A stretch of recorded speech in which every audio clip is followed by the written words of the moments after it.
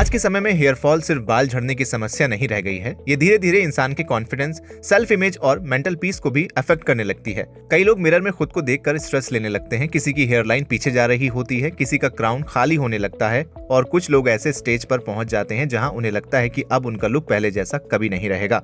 फिर इंटरनेट खुलता है, कोई कहता है हेयर पैच लगवा लो, कोई कहता है हेयर ट्रांसप्लांट करा लो, कोई बोलता है मेडिसिन लो और कुछ लोग कहते हैं भाई बाल्ड ही रहो, वही बेस्ट है। लेकिन सच क्या है? क्या हेयर पैच फेक होता है? क्या हेयर ट्रांसप्लांट सच में परमानेंट होता है? क्या हर बाल्ड इंसान को ट्रांसप्लांट कराना चाहिए? और क्या बाल्ड लुक भी अट्रैक्टिव लग सकता है? आज की इस वीडियो में हम बिना किसी प्रमोशन, बिना किसी क्लिनिक मार्केटिंग के पूरी ऑनेस्टी और प्रैक्टिकली बात करेंगे। बहुत लोग सोचते हैं कि सिर्फ शैम्पू बदलने से हेयर फॉल शुरू हो जाता है, लेकिन रियलिटी इससे कहीं ज्यादा डीप है। सबसे कॉमन रीजन होता है जेनेटिक हेयर लॉस, जिसे मेल पैटर्न बाल्डनेस भी कहते हैं।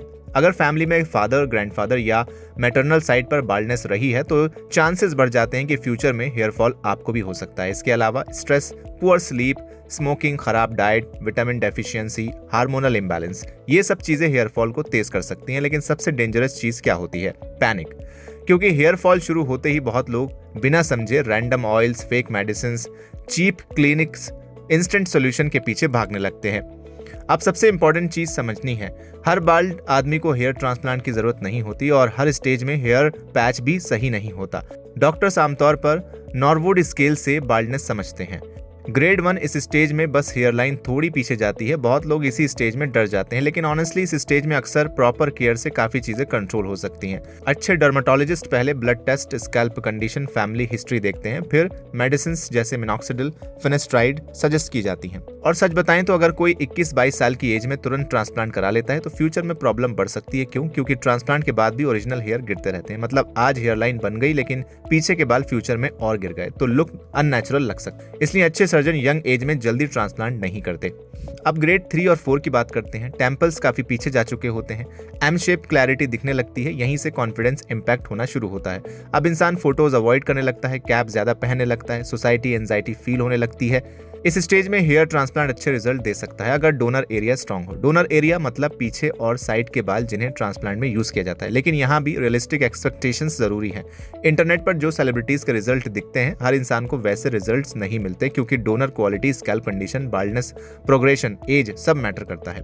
ग्रेड 5 और 6 की बात करते हैं। अब फ्रंट और क्राउन दोनों एरियाज काफी खाली हो चुके होते हैं। यहीं सबसे ज्यादा कंफ्यूजन शुरू होता है, क्योंकि बहुत लोग सोचते हैं ट्रांसप्लांट करा लेंगे और फिर पूरे पुराने जैसे डेंस बाल वापस आ जाएंगे, लेकिन रियलिटी इतनी सिंपल नहीं होती। हेयर ट्रांसप्लांट में आपके सिर पर नए बाल पैदा नहीं होते, बस पीछे के लिमिटेड डोनर हेयर्स को सामने शिफ्ट किया जाता है। मतलब डोनर एरिया लिमिटेड रिसोर्सेज है। अगर बाल्ड एरिया बहुत बड़ा है और डोनर लिमिटेड है तो डेंस कवरेज मुश्किल हो सकती है। यही हेयर पैच कई लोगों के लिए प्रैक्टिकल ऑप्शन बन जाता है। अब ऑनेस्टली हेयर पैच की बात करते हैं।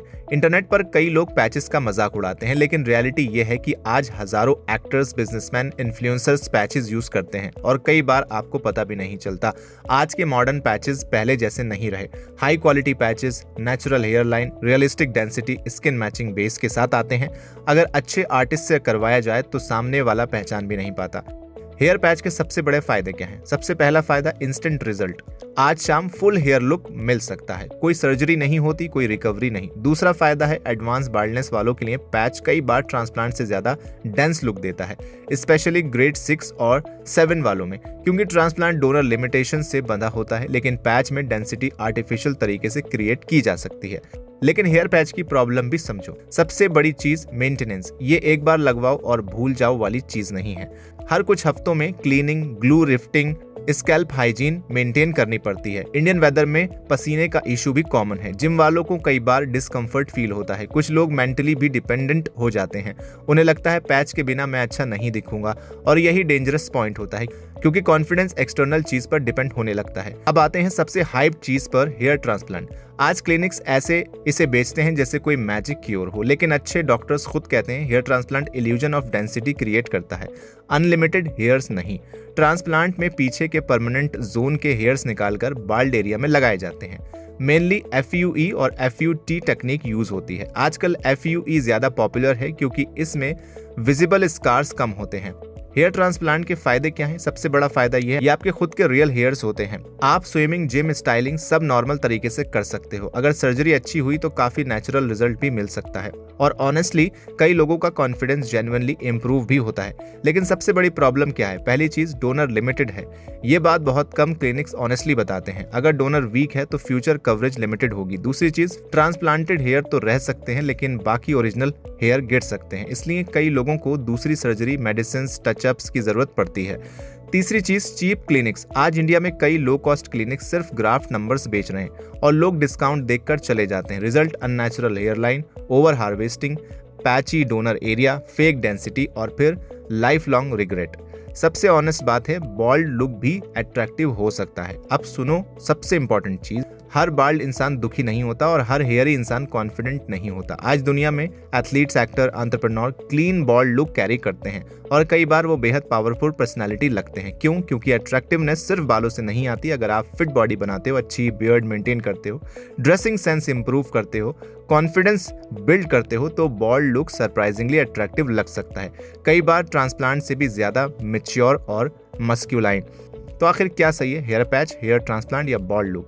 सच ये है कि कोई एक आंसर सबके लिए सही नहीं होता। अगर डोनर स्ट्रांग है और रियलिस्टिक एक्सपेक्टेशंस हैं तो ट्रांसप्लांट अच्छा ऑप्शन हो सकता है। अगर एडवांस बाल्डनेस है और इंस्टेंट डेंस लुक चाहिए तो पैच प्रैक्टिकल हो सकता है और अगर आप खुद को नेचुरली एक्सेप्ट कर पा रहे हो तो बाल्ड लुक भी शानदार लग सकता है। लेकिन सबसे ज़रूरी बात, डिसीजन फेयर में मत लो, नॉलेज के साथ लो, क्योंकि आखिर में बाल सिर्फ लुक बदलते हैं लेकिन कॉन्फिडेंस पूरी पर्सनैलिटी बदल देता है।